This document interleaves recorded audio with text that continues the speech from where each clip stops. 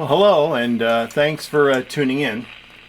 I've just completed the intermediate frequency alignment, which is the last thing I do when restoring a tube radio. So now that that's aligned, let's see what kind of stations I can get on this little radio. I'm about 30 miles north of Philadelphia, so I should be able to get quite a few stations, but we'll see what we can do with this little guy.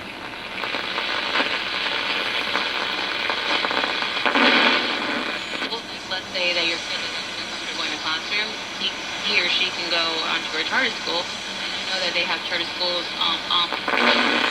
There's a single file and Carpenter had.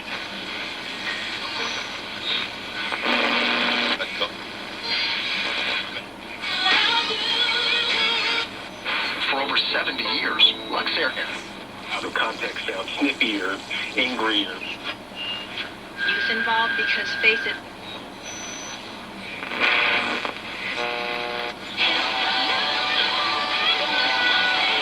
It's the turn of Marco Andretti. Front seven. Here's greater vision. It pays to pray.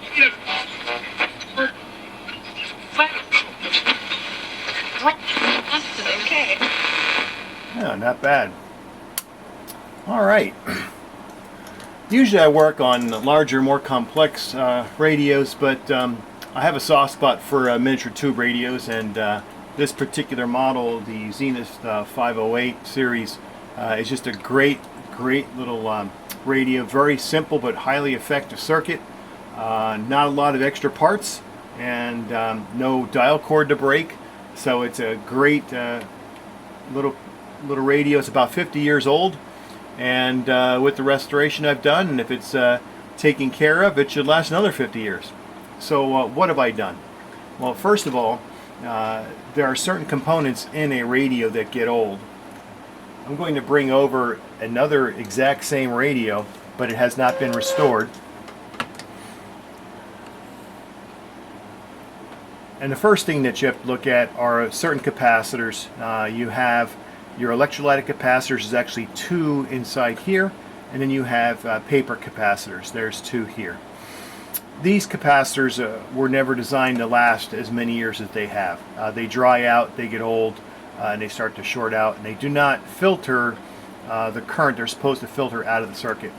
When the electrolyte starts to go, you get that very loud hum in your radio, and that's a warning that your circuit's being affected and possibly damaged. So have to replace this, and the paper ones also, they just start to deteriorate and really don't do their job anymore, so they need to be changed out.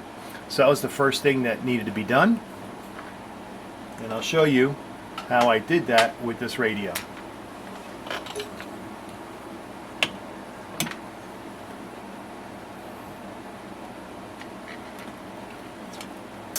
The big electrolyte capacitor was replaced with two small electrolyte capacitors. The newer ones are much smaller and much more effective and don't need to be that big. Also, the paper capacitor was replaced here with a much more modern and much more efficient capacitor.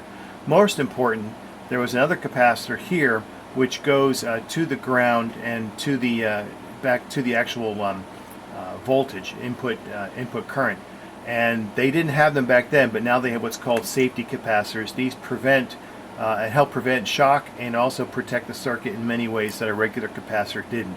So that was the first thing had to be changed out.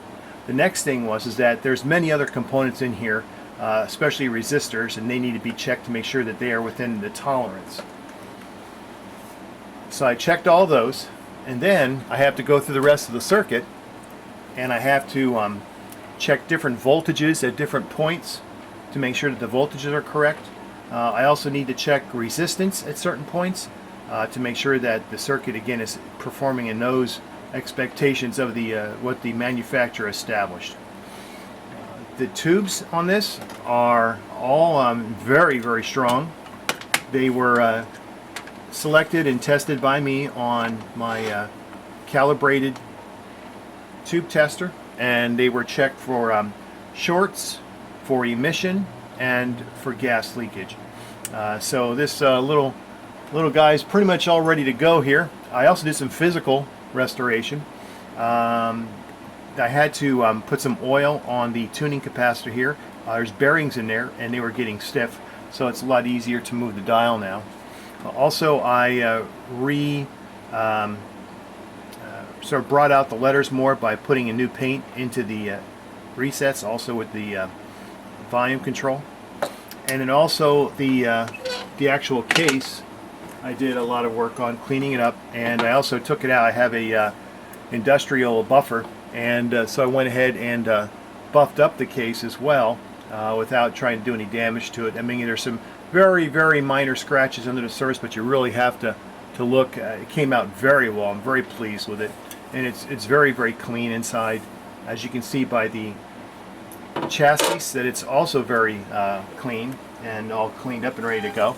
So it's pretty much at this point I'm going to put it back in the case, and I also tested it for 10 hours listening to different radio stations, so that way no little surprises are going to come up along the way. So thank you for tuning in, and thank you for letting me show you how I restored this radio.